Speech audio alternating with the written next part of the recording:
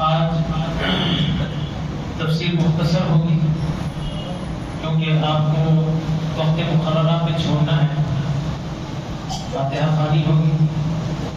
تو آج ہم بہت ہی اختصار کے ساتھ بیان کرتے ہوئے، خصوصاً آج جو 17 رمضان المبارک کو اسلام کی عظیم جنگ جو پیش آئی، اس کا مختصر خلاصہ بھی آپ کو عرض کریں گے۔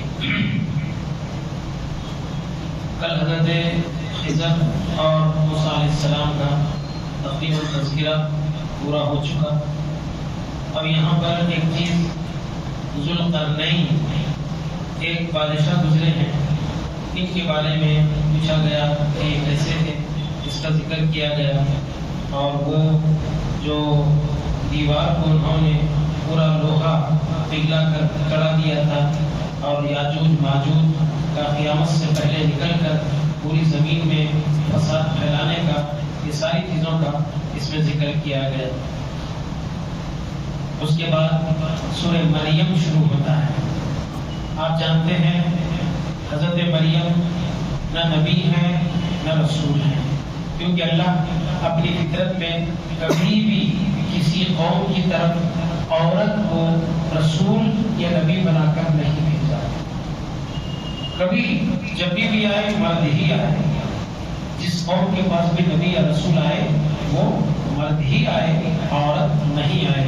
ان کا تفصیلی واقعہ ہمارے دین میں گزر چکا ہے کہ ان کی والدہ نے منت مانگی تھی کہ لڑکا ہوگا تو بیت المقدس کی خدمت کے لیے وقف کر دوں گی، لیکن لڑکی ہوئی، لیکن پھر بھی وہ اپنی منت کو پوری کی۔ حضرت زکریا ان کے قالو ہوتے ہیں، یہ ساری باتیں ہو چکی ہیں پیچھے۔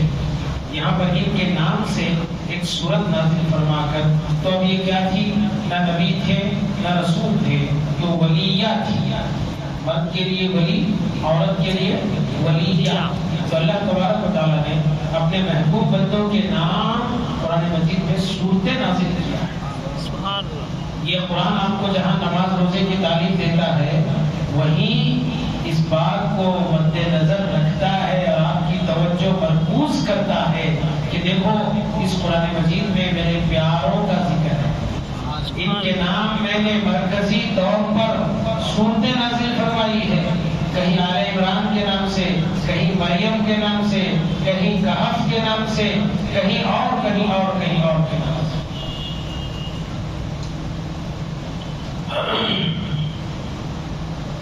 اب اس میں پیچھے جو بات ہوئی تھی کہ اللہ تعالیٰ نے ان کو لڑکا عطا کیا حضرت عیسیٰ کی شکل میں۔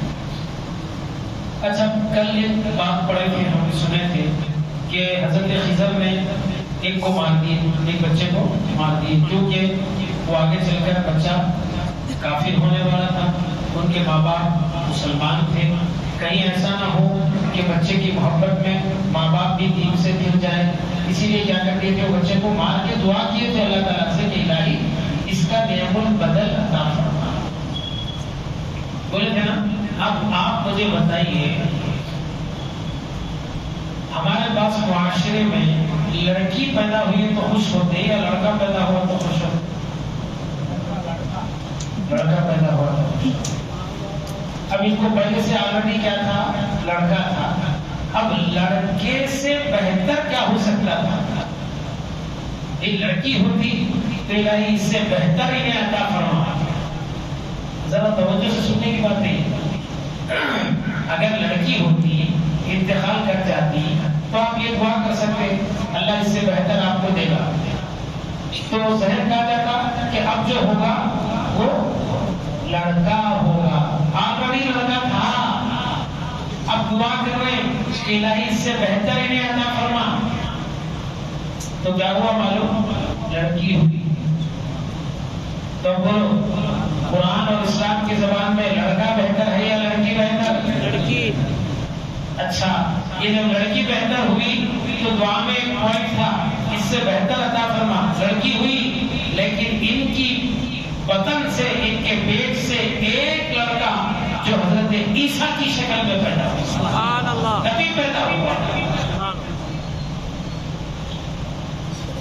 تو یہ ہوئی۔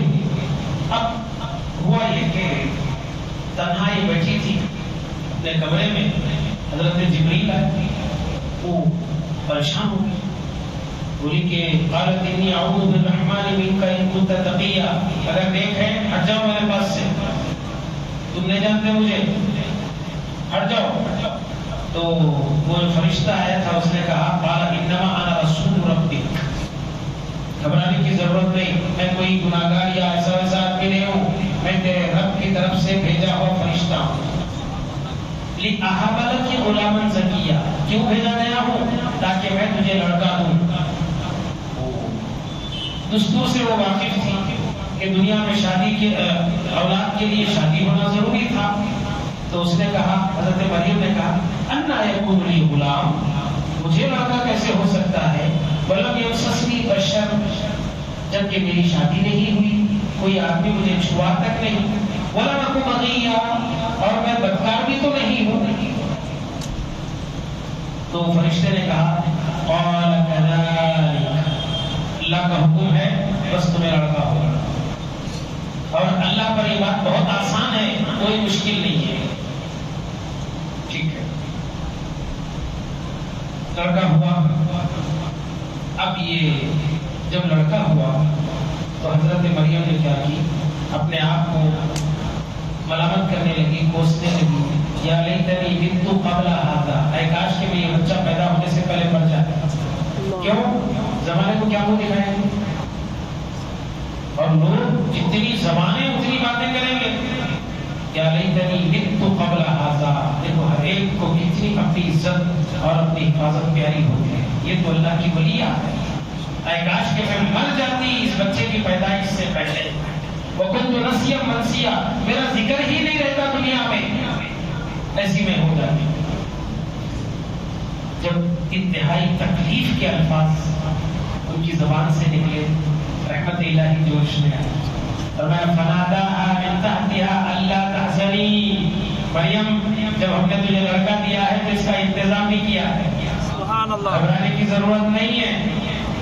قَدْ جَعَلَ رَبُّكِ تَحْتَكِ سَرِيًّا، اب تم ولادت ڈیلیوری کے بعد بہت کمزور ہو گئی ہو، وَهُزِّي إِلَيْكِ بِجِذْعِ النَّخْلَةِ، تیرے سامنے جو کھجور کا سوکھا درخت ہے اس کو پکڑ کر ہلا، اللہ فرما رہا ہے اس کو پکڑ کر ہلاؤ، یہ تم پر تازہ کھجور تبھی گرا دے گا، سبحان اللہ۔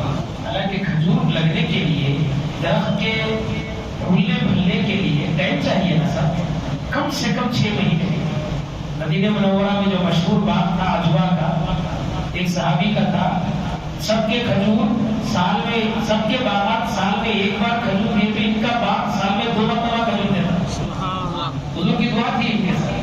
تو اس کے اعتبار سے بھی اگر سوچیں تو کم سے کم 6 مہینے ہونا، اور یہ سوکھا درخت اللہ تعالیٰ فرمایا تم ہلاؤ، وَهُزِّي إِلَيْكِ بِجِذْعِ النَّخْلَةِ، کھجور کے درخت کی ٹہنی پکڑ کر تم ہلاؤ، تُسَاقِطْ عَلَيْكِ رُطَبًا جَنِيًّا، یہ تجھ پر تازہ کھجور برسائے گا، سبحان اللہ۔ اب یہاں ایک غور کرنے کی بات ہے، لڑکا اللہ نے دیا، زمانے کی تہمتوں سے اللہ بچانے کا انتظام کیا، کھجور گرانے کے لیے حضرت مریم سے کیوں کہا تو گرا؟ وہی کہنا تھا کہ سامنے کھجور کا درخت ہے، اس سے کھجور توڑا ہم کھا لیں، ہو سکتا تھا نہیں ہو سکتا تھا؟ یہ سارے انتظامات اللہ کر دیے ہیں، اور یہ کھجور کا درخت سامنے ہے، اللہ چاہتے تو یہ بھی فرما سکتے تھے مریم اس کھجور کو، اس درخت کو کھجور لگے توڑ کر کھا لو تم صحت مند ہو جاؤ گی، وَهُزِّي، تم ہلاؤ۔ مطلب یہ ہے اللہ بتانا چاہتا ہے کہ میرے نیک بندوں کے 10 ہاتھ میں یہ کرامت ہے کہ سوکھا درخت بھی اسی وقت ہرا بھرا ہو جائے گا اور اسی وقت پھلدار ہو جائے گا، سبحان اللہ۔ یہ بتانے کے لیے بعض لوگوں کے پلے نہیں پڑتی یہ بات، یہاں سے ایسے نکل جاتے ہیں جلدی جلدی، پوچھو مت کہ جیسے کوئی چوری کرے ہیں جو بھاگ جا رہے ہیں، ارے رکو مت، دیکھو یہاں پر سارے انتظامات اللہ نے کیے ہیں۔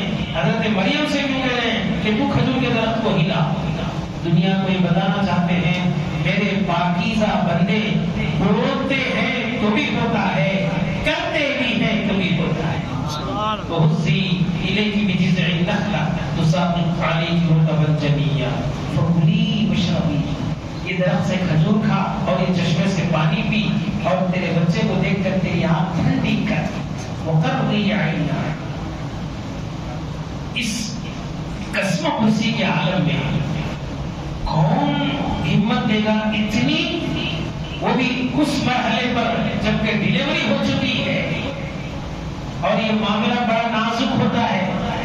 وہ سب لوگ جو شادی شدہ ہیں اس بات سے اچھی طرح واقف ہیں کہ اس وقت عورت کو کس چیز کی ضرورت ہوتی ہے، تسلی، ہمت، اور وہ بھی ایسی حالت میں لڑکا ہوا جب کہ شادی نہیں ہوئی ہے. اللہ اکبر. الہی یہ دل ہے کہ مہمان سرائے بانی جامعہ فرماتے ہیں یہ مہمان خانوں میں جیسے لوگ آتے جاتے اترتے جاتے تھے، ایک گیا دوسرا آیا ایک گیا. الہی یہ دل ہے کہ مہمان سرائے چلے آتے ہیں کارواں کیسے کیسے. کتنے خیالات کے وہ جوابات تیار کر رکھے گی اپنے آپ کو. اور پوچھے گا تو کیا کہوں گی، یہ پوچھے گا تو کیا کہوں گی. اچھا قریبی رشتے دار پوچھے گا تو وہ اور طرح تکلیف دہ جملہ پوچھتا، باہر والا پوچھا تو خیر موٹا موٹا پوچھنے کے چلے جاتا، قریبی رشتے دار پوچھا تو اور طرح باریکی سے پوچھتا. اسی لیے محاورہ ہے عرب کا الاقارب کالعقارب، قریبی رشتے دار سانپ بچھو کی طرح ہیں، ڈنک مارتے ہیں یا زبانی تکلیف دیتے ہیں. اس سے میں رشتے داروں سے توڑ لینے کی بات نہیں کر رہا ہوں، ایسے ہوتے ہیں تم اچھے رہو یہ بولنا چاہو. تو یہ تیار ہوگی تو اللہ تعالیٰ بولے یہ کھجور کھا، پانی پی اور یہ بچے کو دیکھ کر تیری آنکھ ٹھنڈی کر لے. اس لیے بولتے دیکھو اللہ ہماری اولاد کو ہماری آنکھوں کا ٹھنڈک بنا، دیکھے تو دل باغ باغ ہو جائے، آنکھ ٹھنڈی پڑ جائے. واہ، اللہ نے فرمایا اس کو دیکھ کر آنکھ ٹھنڈی کر. اب یہاں اہم بات سنیے سر، اگر تو کسی آدمی کو دیکھے، اگر تو کسی آدمی کو دیکھے، دیکھتے ہی کوئی کچھ پوچھتا تجھ سے، پوچھنے سے پہلے تم بول دینا انی نذرت للرحمن صوما، میں اللہ سے منت مانگی ہوں کسی سے بات نہیں کرنے کی. واہ، بچے کو لے کے قوم کے پاس آئی، سوالات کی بوچھار ہونے والی ہے. تم کو مینٹالٹی طور پر، ذہنی طور پر جوابات تیار کر کے رکھنا ہے. اب اللہ فرما رہے ہیں جو بھی ملا اس کو بولتے میں بات نہیں کرنے کی قسم کھائی، میں بات ہی نہیں کرتی. انی نذرت للرحمن صوما، بے شک میں روزہ. اچھا اب یاد دیکھو، روزہ اور رکنا، بات کرنے سے رکنا. روزے کے معنی کھانے پینے اور خواہشات سے رکنا. تو میں بات نہیں کرنے کی قسم کھائی. فلن اکلم اليوم انسیا، میں کسی انسان سے بات نہیں کروں گی. پوری قوم دوخ در جوخ آئی حضرت مریم کے پاس آئی. اب آ کر کیا کی؟ صلی اللہ تعالی وسلم علی خیر خلقہ و آلہ و اصحابہ اجمعین والحمدللہ رب العالمین. اسی طرح تھوڑی دیر تشریف رکھیے، حضرت تشریف لائیے.